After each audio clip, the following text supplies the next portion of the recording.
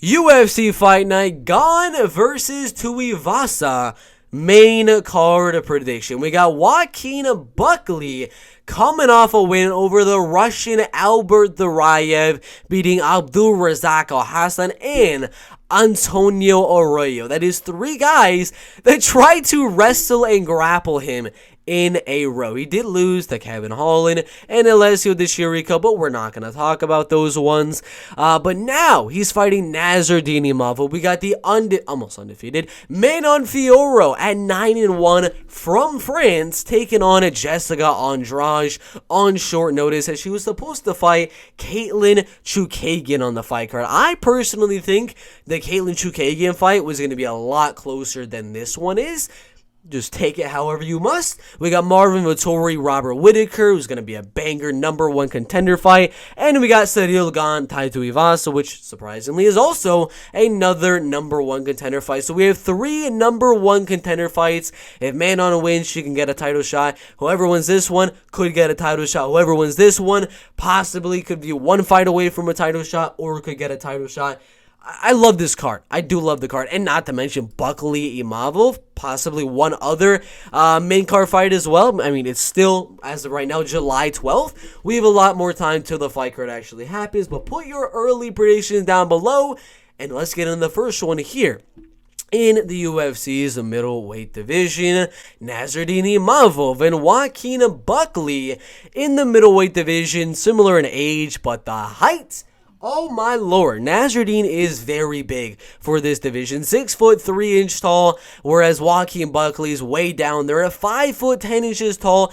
That is my height, guys, and I'm a damn flyweight. He's a damn middleweight. That just shows you how freaking strong and compact Joaquin Buckley is, but it's going to be a banger of a fight. You know the game plan of both guys. Joaquin Buckley looking to pressure forward on Nassourdine Imavov, get his back to the cage, look to land left hooks, overhands, uppercuts, right hooks, left hooks. I mean, just laying those big whooping shots to rock Imavov on the feet and use that to either finish Imavov or win round 1 and round 2 with those big whooping shots, and the judges will see that he's landing the better shots and give him the win on the judges' scorecards. That is the game plan of Joaquin Buckley. The game plan for Nassourdine Imavov is going to be a little bit different, because he just saw the last fight for Joaquin Buckley, where he went out there, was able to mainly defend the takedowns or get up from the takedowns very, very well from Albert Duraev there, and he did it pretty flawlessly and was able to get the TKO win in the second round. Before that, it was a little bit different, and that was only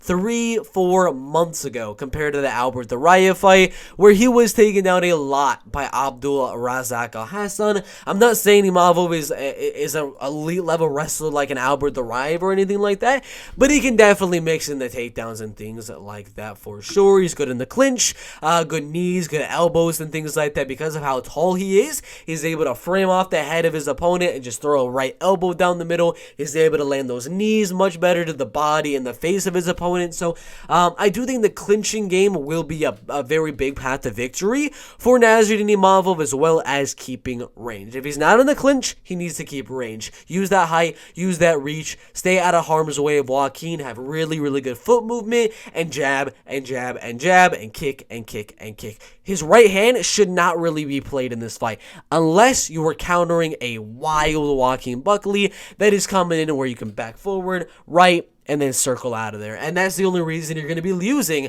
that right hand. Other than that, your game plan here, jab, jab, move, jab, jab, move, jab, jab, move, leg kicking, body kicking, front kicking, and just keep on moving. And as Joaquin slowly finds his rhythm and finds his distance with Nassourdine Imavov and finds his timing with Nassourdine, that's where you find your timing with Joaquin Buckley and mix in the takedown. So it's going to be a close one. I think Buckley will have his moments here. He'll land some good shots, but for the most part, it's going to be Imavov picking him apart on the outside with the jabs and the kicks. And as Buckley comes to the inside, Imavov will mix in the takedowns as well. I'm going to go Imavov by a unanimous decision right there. Jessica Andrade and Manon Fiorot in the women's flyweight division. If you did not know, know, now you know, 32 and a half years old for Manon Fiorot, and Andrade is only about 31 years old. So surprisingly, Manon is the older fighter here, but the far more experienced fighter is definitely going to be Jessica Andrade, who has fought the who's who of the UFC's bantamweight, flyweight, and one more, women's strawweight division. I mean, she beat Raquel Pennington, for crying out loud. Larissa Pacheco, a lightweight, over there in the PFL by guillotine in the first round. Insane. But recently, she did lose to Wei Li Zhang for the belt. She lost to Rose Namajunas in a #1 contender fight. She beat Caitlin Chukagian, and then she lost to Shevchenko. So, champion.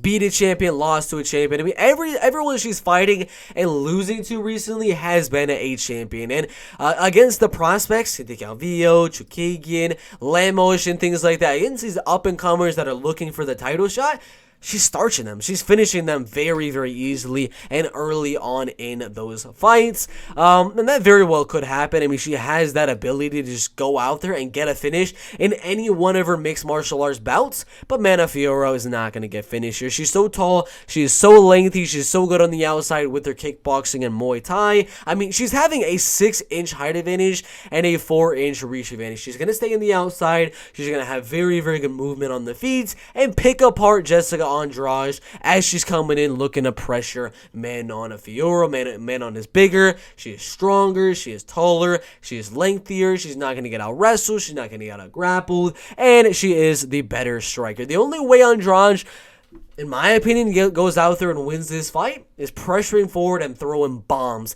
catching the chin of Manon Fiorot. If that doesn't happen, Manon can technically strike on the outside, use that height, use that reach to land more volume, and win the fight by decision. That'll be the prediction. Manon Fiorot by decision in the first or second. I'm just kidding. By 30-27, unanimous decision right there. Robert Whittaker and Marvin Vettori in the middleweight division. Let's go over game plans for Marvin. Pressure. High guard, defend the head kicks, defend the jabs, the 1-2s of Robert Whittaker as he's trying to counter you, and pressure him. The height and the reach doesn't really play a factor. Age doesn't really play a factor, but the pressure, volume, and the chin of Marvin Vettori is definitely going to be there. If it was 5 rounds, if it's 3 rounds, I don't know. I don't know the difference that it would make in a fight like this because they both have very even cardio. But Vettori needs to put on the pressure early. He needs to make this fight an ugly, dirty fight. He needs to clinch up with Robert Whittaker. When he breaks the clinch, he needs to just start throwing heavy combinations and things like that. And that's the way he's going to win it. Not to mention, he needs to mix in the wrestling and grappling, and that would be how he wins this fight. How Robert Whittaker wins the fight is staying away from the heavy pressure of Marvin Vettori, staying away from the clinch of Marvin Vettori, defending the takedowns of Marvin Vettori, and I think he will be able to do all 3 of those things in this fight. Stay at range and kick Marvin Vettori, leg kicking him, body kicking him. I mean, we saw what Paulo Costa was able to do with the body kicks and leg kicks in their fight.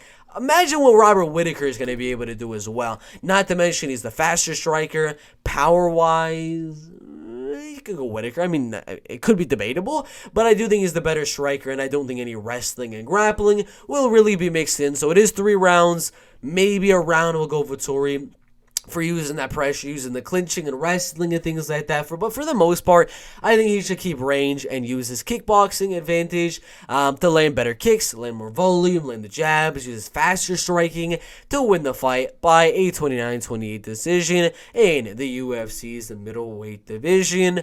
Ciryl Gane and Tuivasa in the heavyweight division. My early prediction was Ciryl Gane to go out there and get a decision win. I thought maybe he'd just go out there and strike Tuivasa, kind of like what he did with Derek Lewis for the title, for the interim title, and just stay on the outside and kick him and leg kick him and go in and out very, very well for 3 or 4 rounds and then not finish him, because I thought Tuivasa had a very, very good chin, and he showed that in the Derek Lewis fight. So my early prediction was that Ciryl Gane would win a decision.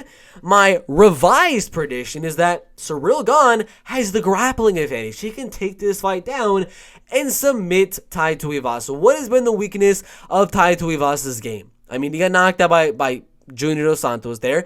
He lost to Blago Ivanov, and then he lost to Sergey Spivak right there, where he got taken down, ground and pounded the heck out of, and he got arm triangled right there. I'm not saying that Ciryl Gane's going to dominate him on the ground, take him down easily, but I'm saying after a few rounds of striking, 1 round, 2 round, 3 rounds of striking and things like that, eventually Ciryl Gane will find a way to get this fight to the ground, get the back of Tai Tuivasa, latch in a rear naked, maybe get an arm bar, a leg lock, something like that on Tai Tuivasa, and I do think he gets one in the 3rd or 4th round. Really good fight in the heavyweight division. That is the main card prediction for UFC France. Gane versus Tuivasa. I got Ciryl Gane by submission. I got Robert Whittaker 29-28 decision. I got Manon and Fiorot by a 30-27 decision. And I got Nassourdine Imavov. I don't know how many rounds he's going to win, but I got him by unanimous decision. That is the main card prediction. Make sure to smash like, subscribe, and we'll see you in the next one.